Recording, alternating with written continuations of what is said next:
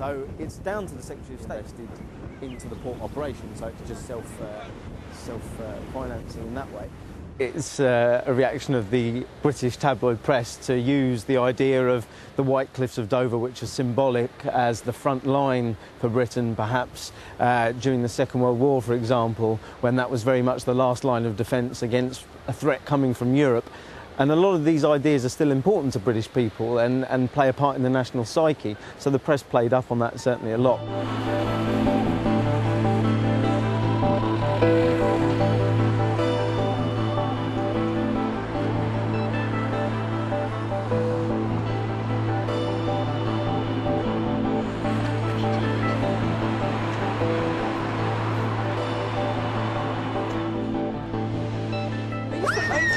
No.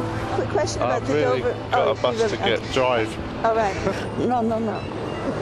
I'd rather not, if that's all right. That's your turn. Okay, thank you. Okay. Sorry. It's all right. I think it would be absolutely atrocious. We've had decades of fathers and sons and daughters following each other into this workplace. I feel that how it is now, it's just profit over people. Safety is not paramount. It's about profit. It's going to be like run by the French, isn't it? Yeah. There's a lot of people in this town out of work anyway, and you know, I haven't worked since November and it's killing me, but, you know, it's going to put a lot of people out of work. It depends how many jobs it's going to create as well, because there's been a lot of job losses from down docks in sort of like the last 15 years as well. So all the ferry companies have all changed hands as well, so that's not helped. There's no permanent contracts down there anymore like there used to be. Everybody's on a seasonal basis. What do I think would be good for the town? I don't. Some nice big shops. We've got nothing here. Do you have any concerns about Europe as the UK's membership in the EU? No, I think we should be part of it. But when we've seen, such as the car industry sold off to other countries, Germany, give them handouts to take it over, and then they just run it down to nothing, and then we haven't even got a car industry here now. So it hasn't helped us selling anything off at all to any other country. I think we should try and do the best for Britain ourselves.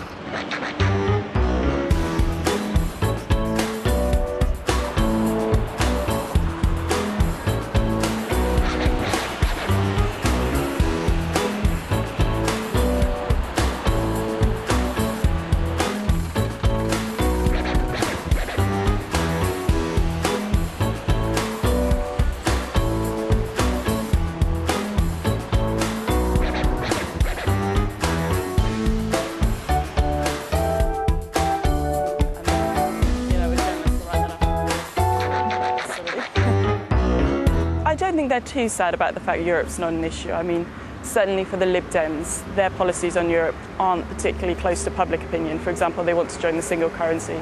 They're in favour of further integration in justice and home affairs, and that's not really where the public are. And then by the same token, the Conservatives have suffered internal divisions in the past over their Europe policy. So I think all of the parties are fairly happy to not raise the issue of Europe too much and focus really on those domestic issues. So please welcome David Cameron, Nick Clegg and Gordon Brown.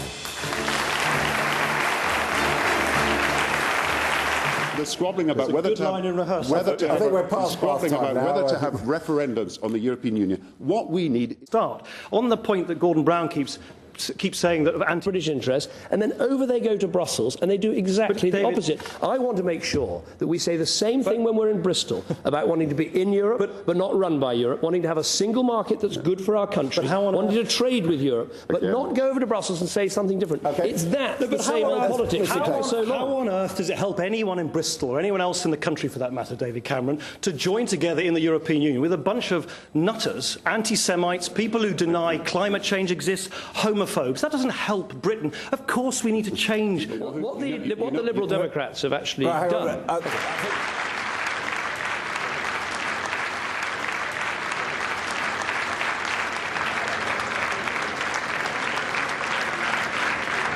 Well, the Conservative Party have opted out of influence. They've snubbed Mrs. Merkel, they've snubbed Mr. Sarkozy, they've moved into a fringe party in the European Parliament, and that says a lot about the way the Conservative Party works. Imagine, they're saying they can't bear to be in the same room as the German Chancellor representatives of the German Chancellor's party or representatives of the French President's party. That's a ridiculous position to be in. Over here, when it was. From this one stand. That was. Campaign trail in South London. Yeah. Got all the votes on the budget discharge on the Wednesday, within 5 seats of a majority. But I mean, the opinion polls today were a bit better for us. I mean, one gave us I think it's nonsense. I mean, when President Sarkozy came recently to the UK on a state visit, he had a very full and frank meeting with David Cameron as leader of the opposition. David Cameron's met Angela Merkel. I think there's a danger of the press in this country, particularly the hostile press, the Conservatives, particularly The Guardian, of using this as a stick to beat the Conservatives. And I think it's really getting a bit, a bit boring and running out of steam, because there's just no evidence that either we have to be in the EPP or that our colleagues and partners are unacceptable or extremist anyway. And, I can assure you that none of the colleagues that I work with in my group are remotely in that category. As a former psychiatrist, I can speak with some expertise in this matter.